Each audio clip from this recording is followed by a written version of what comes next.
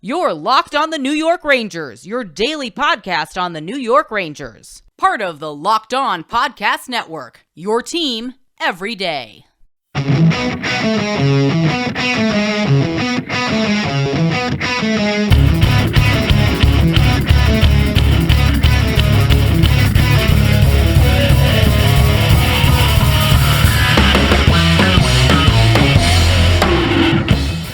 Welcome back, Blue Shirts fans, to episode number 606 of the Locked On New York Rangers podcast. I'm your host, John Chick. Just wanted to thank you guys for making Locked On New York Rangers your first listen every day. We are free and available on all platforms. That song you're hearing right now is, of course, Leave the Lights On from our good friends in Passafire. You can check those guys out anywhere you get your music. And today's episode of Locked On New York Rangers is brought to you by BetOnline. BetOnline has you covered this season with more props, odds, and lines than ever before.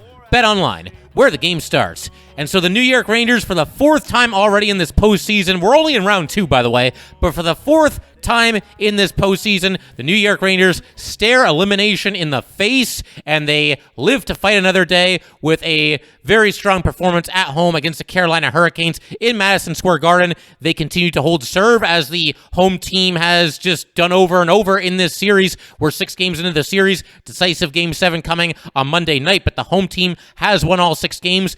It's kind of just a small part of this overlying trend by the Carolina Hurricanes, where all 13 of their playoff games, they have won at home or lost on the road. The home team has won all 13 Carolina Hurricanes Stanley Cup playoff games. And by the way, that stat gets a lot of attention, and rightfully so, but it's also worth pointing out that the Rangers, they're also now 13 games into the playoffs, and the home team in their 13 games is 11-2. The Rangers lost at home in Game 1 against the Penguins in triple overtime. They also beat the Penguins in Game 6 on the road. Besides that, the home team has won every single game for the New York Rangers in the playoffs. But I think it's about time for that trend to break. This series against the Canes, it reminds me a little bit of a first-round series that the Rangers had against the Washington Capitals, probably about 8 to 10 years ago, somewhere in that time frame. But basically, it's Rangers-Capitals in the playoffs, because as we all know, they play each other just about every single season in the playoffs, at least back then.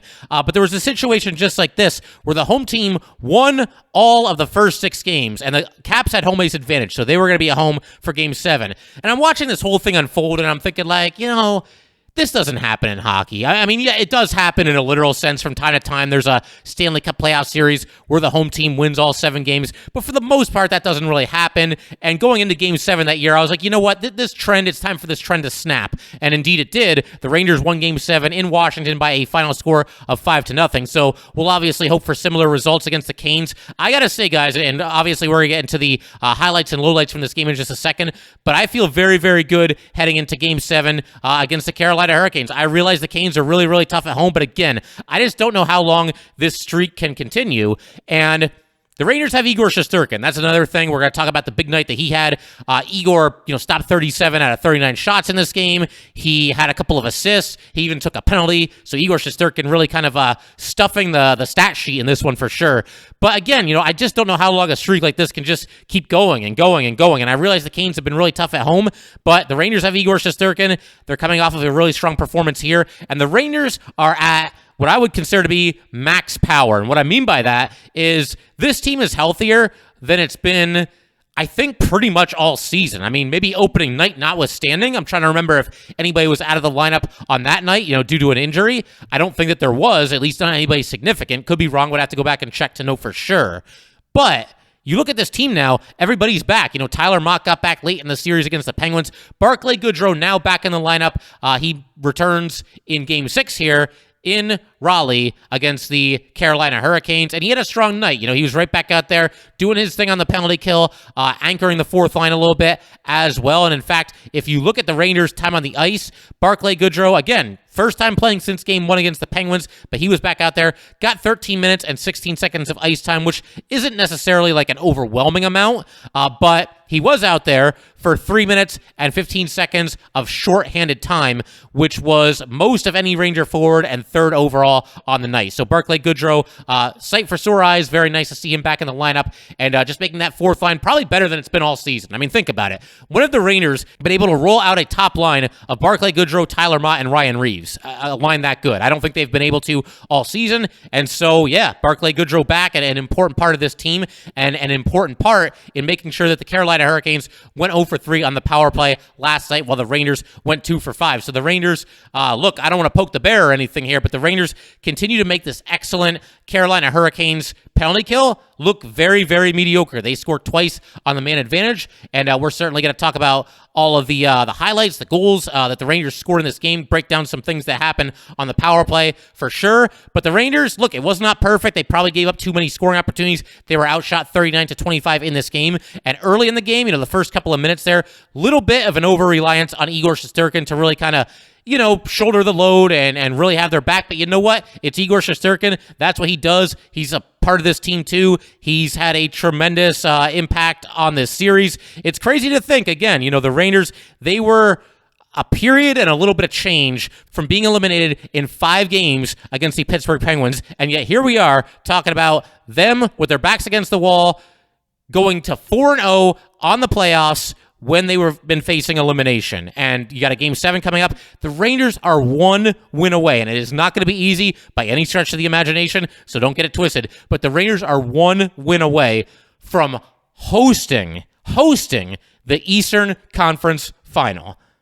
All of our heads would have exploded if I told you that at the beginning of the season. And I think a lot of us were pretty optimistic coming into the year. But man, what a ride this has been. And I'm still not ready for it to be over. And like I said, I got a good feeling about Game 7. And we're going to get into pretty much everything I just mentioned. We're going to talk about, the forthcoming Game 7. And of course, some of the highlights from this game. Igor Shesterkin standing on his head. Filip Chytil with a couple of goals. Mott and Zibanejad continuing to get it done despite some other Rangers superstars scuffling at least a little bit, and Tyler Mott, my guy, the guy that I said would come through with a big moment in these playoffs, indeed does so. He opens the scoring, and like I said, we're going to talk about all this and a whole lot more in just a second. But first, I just want to let everybody know that today's episode of Locked On New York Rangers is brought to you by BetOnline.net. Our partners at BetOnline continue to be the #1 source for all your betting needs and sports info. Find all the latest odds, news, and sports developments, including this year's basketball playoffs, Major League Baseball scores, fights, and even next season's NFL futures. BetOnline is your continued source for all your sporting wagering information, from live betting to playoffs, esports, and more. Head to the website today or use your mobile device to learn more about the trends and action.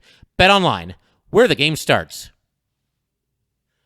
All right, just want to thank you guys for making Locked On New York Rangers your first listen every day. We are free and available wherever you get your podcasts. 2 other things that I wanted to say about Barclay Goodrow real quick here before we jump into some other stuff, and I meant to talk about it in our intro, but I'll mention it now. Barclay Goodrow made a really nice play while the Rangers are shorthanded. The pass went back to Brady Shea at the point, and Goodrow just approached him very aggressively and kind of just forced him out of the zone and forced Shea to take the puck over the blue line. He tried to bring it right back in, but it was offside, so just a nice play by Barclay Goodrow there. One of those under-the-radar plays that, again, it's not going to show up on like a top 10 plays of the night kind of thing, but Barclay Goodrow, those are the kind of things that he does, an invaluable member of this Ranger team and certainly of the penalty kill unit.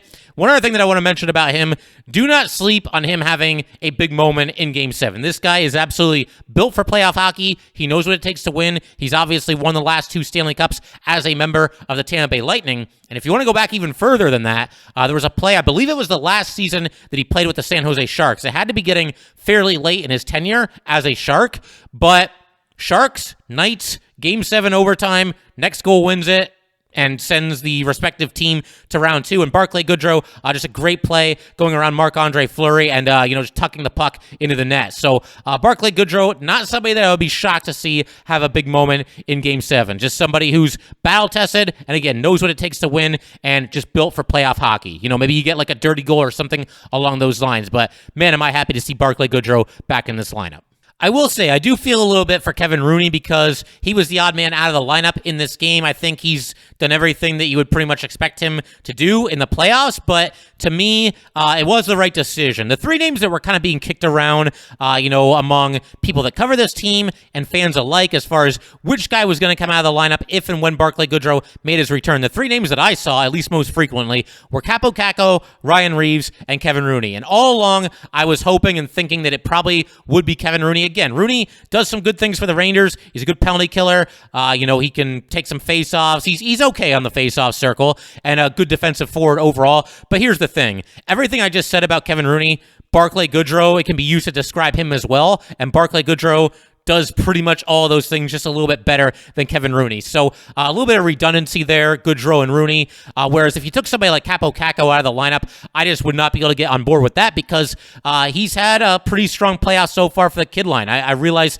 he's only got the 2 points, but he's been really strong on the boards. He's done a lot of, good hard work in the offensive zone to keep some possessions alive for the New York Rangers. You'd love to see it translate to some points and some goals for Kaapo Kakko at a certain point here. But overall, I do think he's had a fairly strong playoff. And on top of that, if you're really debating between like Kaapo Kakko and Kevin Rooney coming out of the lineup, I think it's got to be Rooney. I mean, and I realize, you can't make decisions based on what this team is going to look like next year or 2 years from now or 5 years from now. But Kevin Rooney is an impending unrestricted free agent. It's possible the Rangers bring him back if, there's a somewhat of a team-friendly deal that Rooney accepts there. But it's also very, very possible that he walks, whereas Kaapo Kakko is somebody that you're hoping is a pillar of your franchise for many, many years to come here. On top of that, the Rangers haven't really been scoring goals. I like Kaapo Kakko's chances of scoring goals, being out there with Filip Chytil and Alexis Lafreniere, a lot better than I like Kevin Rooney's chances of scoring goals being out there with Reeves and Barclay Goodrow. And Reeves, as for him, I wouldn't have scratched him either because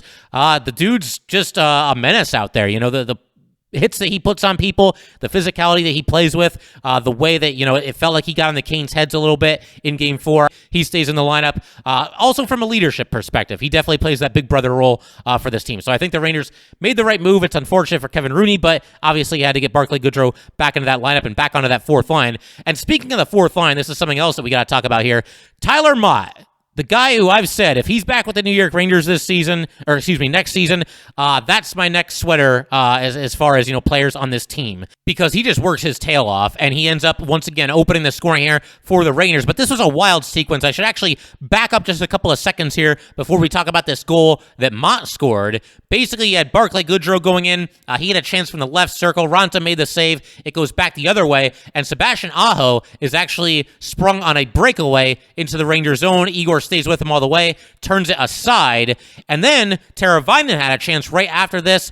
He had a backhand, and Igor came up big with a save there. And then Tyler Motte picks up the puck at the blue line, the Ranger blue line, that is. It looks like a fairly innocent play. He's just going straight up the center of the ice. You figure eventually he's going to meet some resistance, but he never really did. He got it right in the center of the ice on the Ranger blue line, went across the red line, gained the blue line of the Canes, and was going in toward the net and just let it fly, and it got under the left arm of Antti Raanta and went into the net, and just like that, the Rangers up 1-0. So definitely a bit of a soft goal there, and one that I think Raanta would probably be the first person to tell you that he should have come up with it, but we'll take it. Sometimes, and this goes back to what we've been talking about. Game 5, the Rangers, how many shots did the Rangers have in Game 5 heading into the third period? I think it was like 10 or 11 shots on goal.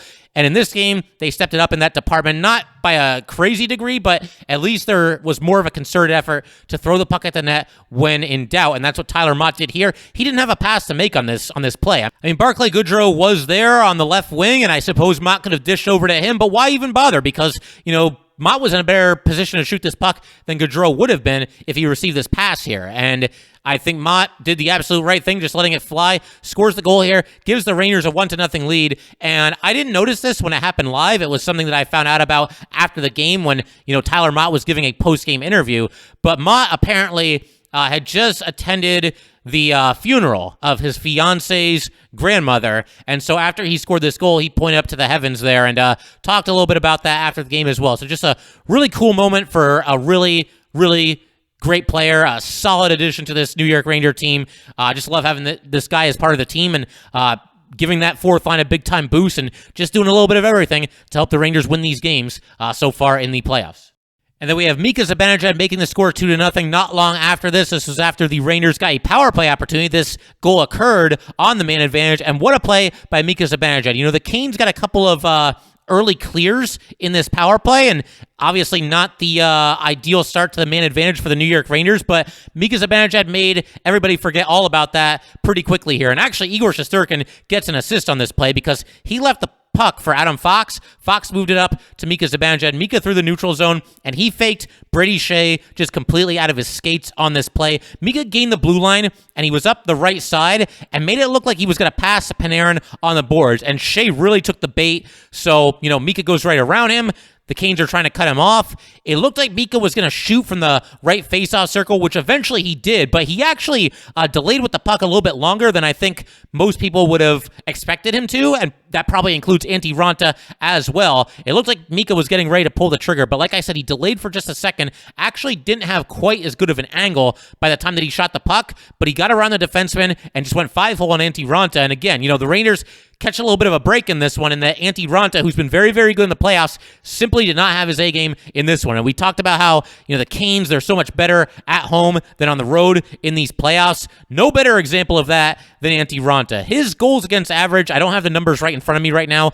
His goals against average at home in the playoffs is under 1, and his goals against on the road is somewhere around the 3.50 mark. So that'll give you an idea of how it's gone for Raanta. But yeah, the Rangers peppering him with some shots, testing him here, and it's working. Just put the puck at the net, and the Rangers just like that with a 2-0 lead. But I already mentioned, Filip Chytil had a big night. He had 2 goals. He ended up being the number 1 star of this game. We're going to talk a little bit about him, the goals that he scored, and some other, very positive signs from this game for the New York Rangers as we head towards Monday night's Game 7. Going to be absolutely wild. Cannot wait to watch that with you guys, and we will get to all that good stuff in just a second. All right, so Filip Chytil continuing to just come into his own right before our very eyes here. It's crazy to think that he's still just 22. It feels like he's been on the Rangers forever. This was his 5th season, but that's the way it goes when you debut when you're 18. But what a night he had here. Gives the Rangers a 3-0 lead. There's a play where kind of a follow the bouncing puck kind of a play. A couple of players on each side had a shot at it, but eventually Adam Fox takes control of it at his own blue line, dishes up the ice to Filip Chytil. Chytil is going in. It's a 2-on-1. He's got Capo Caco on his left, but to pass to Caco here, who would have kind of been forcing it because there was a defenseman that seemed to be in position there and probably would have been able to pick off the pass or at least disrupt it a little bit. So Filip Chytil, once again, it goes back to the thing that we've been talking about. When you get an opportunity, just take it, especially in this game. With Antti Raanta struggling the way that he was, just continue to test him, and that's what Filip Chytil did. He's in the right faceoff circle and just picks the top right corner and puts it right by Raanta over his left shoulder, and just like that, the Rangers have a 3-0 lead less than 4 minutes into the second period, and that was it for Antti Raanta. I thought maybe a little bit of a quick hook here by Rod Brind'Amour.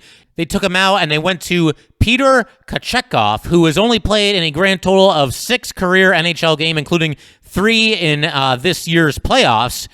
And obviously, he's just getting going in his career. But the fact that Raanta was out of the game and you're going with somebody who has little to no experience, basically, yeah, I was completely fine with that as a Ranger fan. I just had the feeling that there's no way that this kid was going to come into the game and just completely shut down the Rangers the rest of the way. And of course, the Rangers got him for 2 more goals. One by Filip Chytil, and the last one by Artemi Panarin. And when Chytil scored, the Canes had, I don't want to say seized momentum completely here, but they had just gotten a goal by Brady Shea. It's now 3-1 Rangers. It's still fairly early in the second period. Obviously, there's a lot of game to go here. And you've got Igor Shesterkin passing to Alexis Lafreniere. Lafreniere leaves the puck for Filip Chytil, and Chytil, just a great play. He's up the boards on the left side, spins back, to his left, starts to move toward the net, or rather toward the left face-off circle, and when he gets there, he just flicks a wrist shot into the net and makes the score 4-1 in favor of the New York Rangers. So Filip Chytil coming of age before our very eyes.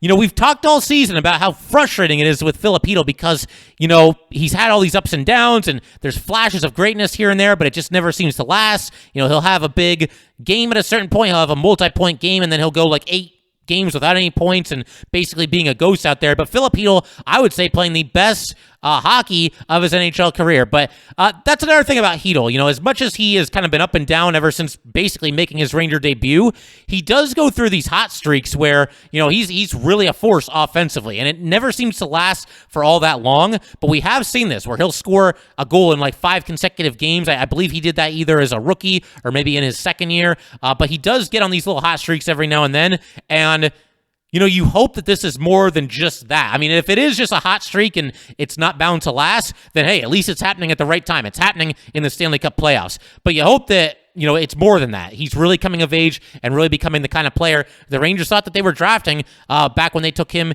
in the first round. So just great stuff from Filip Chytil, great stuff by the kid line in general, and Igor Shesterkin on this play, collecting his second assist of the night. And speaking of Igor Shesterkin, obviously another tremendous performance by the best goalie in the world. And, I thought he was at his best in the first period, especially early in the first period, and then he also made some saves late in the first, and obviously the game is still very much in doubt at this point. We already talked about the save that he made against Sebastian Aho when Aho went in on a breakaway, but then you had a situation where the Canes were on the power play, and it's well documented how much they've struggled on the man advantage. They did score against the Rangers in Game 5, but besides that, the Rangers have basically shut them down this entire playoff series here. But on this play, you've got Teravainen ripping a shot from in pretty deep. It's deflected wide of the net by Igor Shesterkin. And then later in this power play, you had Igor making another really tough save on Teuvo Teravainen. There was a wild scramble in front of the net. He kicked out his left pad to keep the puck from going in. Just a really strong series of stops by Igor Shesterkin here. It's just what you come to expect from this guy. And then we fast forward to the third game. I thought this was one of Igor's best sequences of the night as well. You get the Canes basically just throwing the puck at the net. It is 5-2 Rangers at this point in the game. But Igor, once again, just a fantastic left pad save. There's a rebound chance for Trocheck, and the puck kind of goes up into the air. It is snagged by Igor Shesterkin. He holds for a stoppage. And then you've got Trocheck and Miller, shoving each other after the play. Big dust up between both teams. And K'Andre Miller somehow ended up on top of Jesper Foss after this play, and Trocheck and Goodrow both went to the penalty box, so it was 4-on-4 for a little while there.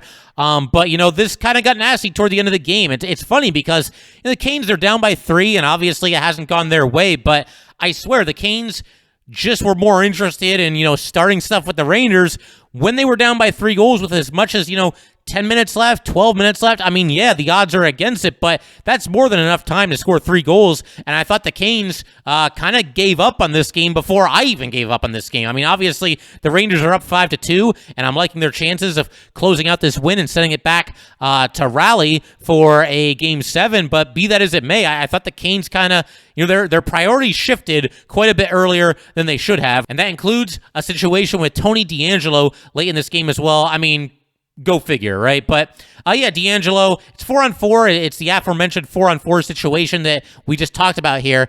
Tony DeAngelo, the Canes are going to get a power play. There's a delayed penalty on the New York Rangers, and the play is offside, and DeAngelo, for some reason, just decided to shoot the puck at the net anyway, clearly after the whistle. And this wasn't one of those situations where the whistle blows and the player was already, starting to shoot the puck, or he didn't hear the whistle or anything like that. Believe me, Tony DeAngelo knew that the whistle had blown here, and so he gets a penalty for unsportsmanlike conduct. You had Jacob Trouba going after him after this play. I mean, players do not tolerate that kind of nonsense, shooting a puck at their goalie after the whistle has clearly sounded. So DeAngelo, he just kind of confirms everything that we already knew about him, taking that shot after the whistle had blown, and then, not just doing that, but also costing his team a power play opportunity when, once again, they were down by 3 goals and really could have used it. Again, just confirms everything that we all already know about Tony DeAngelo. I don't think there's any real need to elaborate further. But I love the way that this game ended because you're getting down to like a minute or so remaining. The Rangers have a 3-goal lead, and for once we can actually breathe easy at the end of a New York Ranger playoff game. It hasn't happened very often so far during this current run here.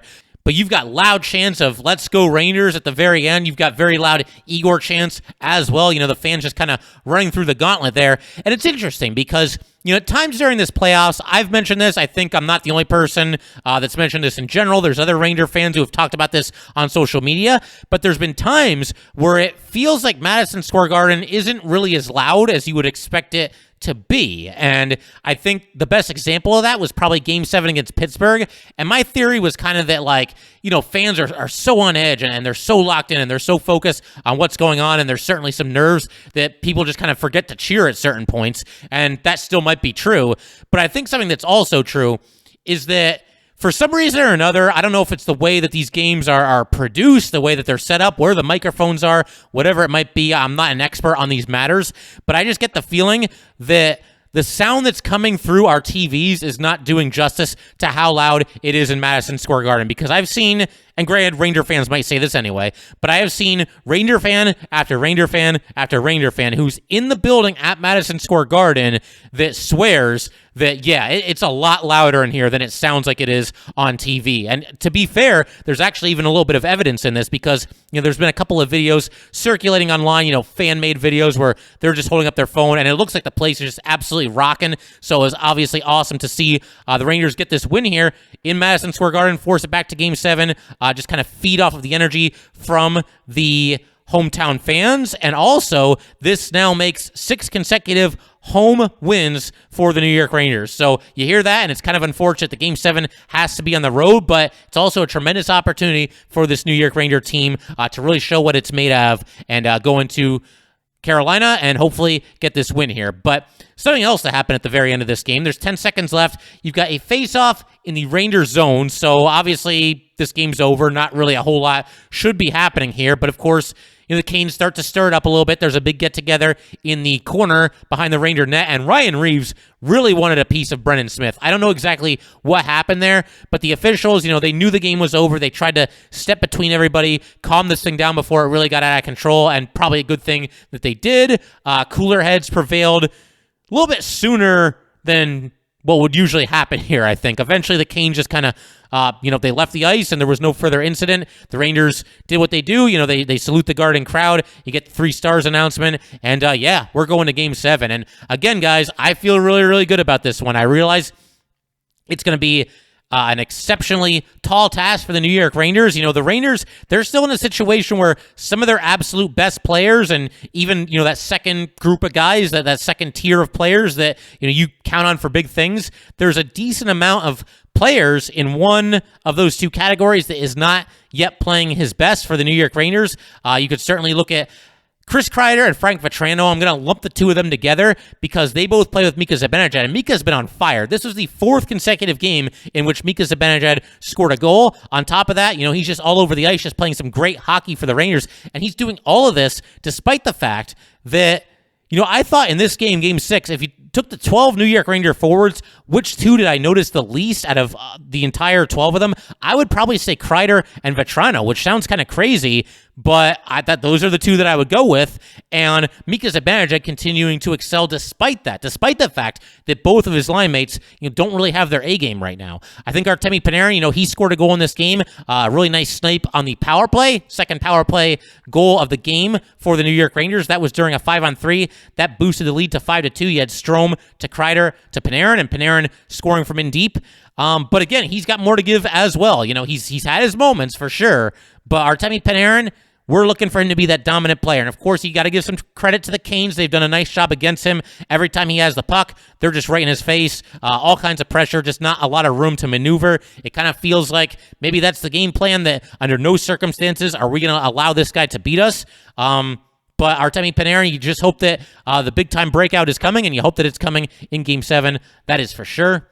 But that will pretty much do it for today, guys. My game plan right now, it's Sunday night as I'm releasing this episode. I'm hoping, no guarantees, but I am hoping to do one more episode of Locked On New York Rangers on Monday before Game 7. And we'll just kind of have some final thoughts, some players to watch, some keys to winning the game. You guys know the drill, the whole 9 yards. We're going to break down Game 7 from every possible angle, and then we'll all just keep our fingers crossed that the Rangers can get the job done and go in there and finally beat the Carolina Hurricanes on the road, something which has not been done so far in this postseason. I also want to remind everybody to subscribe to the Locked On New York Rangers YouTube channel. Every episode that is on YouTube will also be on, you know, any audio platform that you might be listening to this on. But there are some bonuses on YouTube, some additional clips, and on occasion, episodes will premiere on YouTube before they're available on audio platforms. So I definitely recommend, once again, going ahead and subscribing to Locked On New York Rangers on YouTube. And once again, I'd like to invite everybody to share your stories. I've heard back from a lot of you guys. Some of you have told me some really touching stories. Some of you told me some really funny stories, but I want to hear your stories. Where were you when Artemi Panarin scored the Game 7 overtime winner against the Pittsburgh Penguins? Who were you watching with? What was your reaction? Or just talk about the series as a whole. When the Rangers were down 3-1 against the Penguins, how were you feeling? Did you think they could get back into it? What did you think was going to happen? Love to hear from you guys. And like I said, we will eventually do an episode where I share all these stories. I'm really looking forward to that. I think it's going to be a lot of fun. It's always just a good time hearing from other Ranger fans and just kind of allowing you guys to share your stories as well, because I know I already shared my stories as far as what I was doing watching Game 7. Just a crazy game, and as a result of that, Rangers still playing hockey, and once again, one win away from the Eastern Conference Final. Just a fantastic time to be a New York Ranger fan. Cannot wait to watch Game 7 on Monday night with you guys, but that will do it for today. Once again, if you'd like to get in touch with this podcast, please send an email to lockedonnyrangers@gmail.com. Once again, that is lockedonnyrangers@gmail.com, and definitely give us a follow on Twitter as well, @LO_NY_Rangers. Once again, that is @LO_NY_Rangers. Thanks again, guys. I'll see you next time. Thanks for making Locked On New York Rangers your first listen every day. Now make your second listen Locked On NHL. From first-round matchups to each Stanley Cup kiss, Locked On NHL covers the playoffs like no other. Hear the latest news and opinions from local experts every Monday through Friday. It is free and available wherever you get your podcasts.